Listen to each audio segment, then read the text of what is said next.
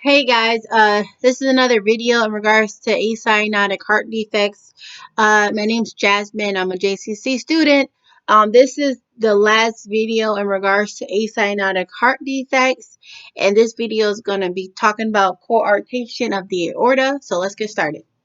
So, what is exactly going on with coarctation of the aorta? Okay, basically, to help me remember this, I remember constriction of the aorta, of the arc of the aorta. Okay, so past those three major blood vessels that supply blood to the upper portion of the body is constricting. So the blood that the ventricle is pumping through is only getting to up here, but towards your extremities, there's none.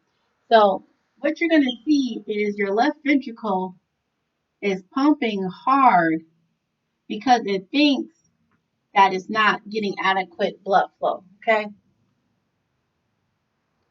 So what's it going to look like? The Here's a body of a person. Okay. So and here's your heart, right? And hearts aren't really that big, you guys. And your three little major vessels, right? So if you have coarctation of the aorta, what's happening, right? You have this constriction on your aorta, and from this point up, you have oxygen. From this point down, deoxygenated. Really, really poor perfusion, okay? So, the upper body, obviously, high oxygen, lower body, low oxygen. The blood pressure on the upper side of the body is high, and the low part of the body is low, okay? Now, let me make sure I said that right. Okay, thank God. So, how do you know? How can you diagnose or know that someone may have this? All these acyanotic heart defects have a murmur in common. You're gonna be able to hear it, or you're gonna be able to hear it. Probably gonna be pretty loud. Now, in severe cases with infants, um, it can lead to heart failure.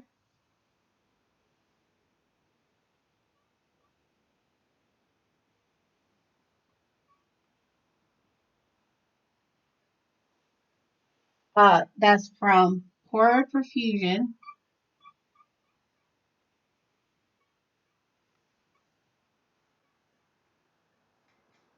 and that leads to death. If your cells aren't getting your oxygen and the blood cells with the nutrients it's supposed to get, it's going to die. It's very similar to when you sit down for long periods of time, you have to move up and move around. Why? Because your body's trying to signal to you, we ain't getting no oxygen down here. You need to get up. Same concept. It's just with the heart. Your cells are literally dying when you have coarctation of the aorta. So how do we treat it?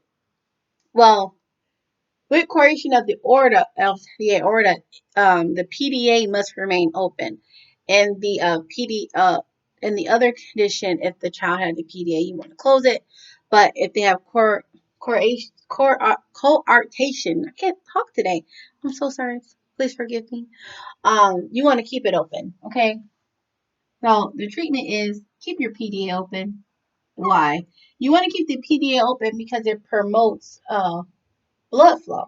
Okay, so you want to keep it open. Another thing that you can do is you instead of giving the endomethacin like you would for a regular PDA to close it, you want to give an endomethacin promoter. So the only endomethacin promoter I think is that's in our lecture is a promestaglin E1. Okay,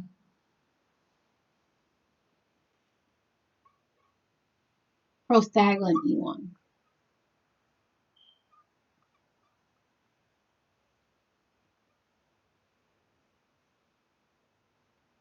That will help maintain to keep that PDA open instead of closing it. Because you want it to remain open until they can go in and fix it. Um, and what they'll do is they can put a stent in there that dilates it and keeps it open. They can do a can you do something? They can do a cardiac cath, so they can put a stent, cardiac cath.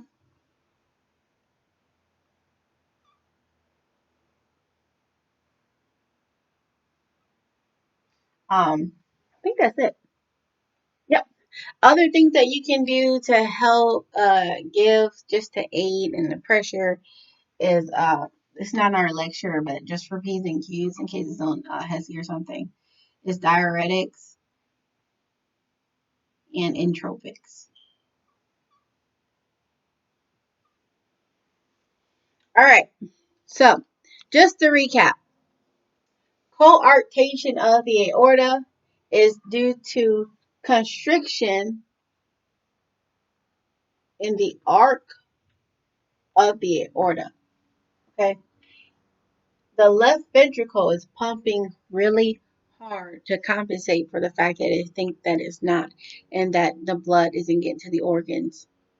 It's working harder. So you're gonna have high BP in your upper extremities and low BP in your lower extremities. In severe cases with infants, it can lead to heart failure that leads to due to poor perfusion that leads to death. So your cells are literally dying. So there's 3 treatments for this. You're going to do a PDA opening. You want to keep it open. You can get prostaglandin E1. You can do a stent to widen that aorta or a cardiac cath.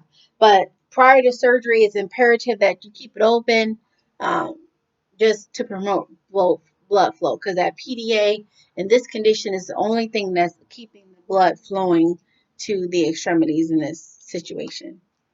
Um, Anything else on this? Nope. And that's it. And that concludes my series on acyanotic heart defects.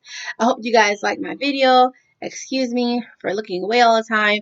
It's just that my phone keeps doing weird things, and yeah, the struggle's real. So I hope that you guys like my video. You can like, comment, subscribe. You can ask questions.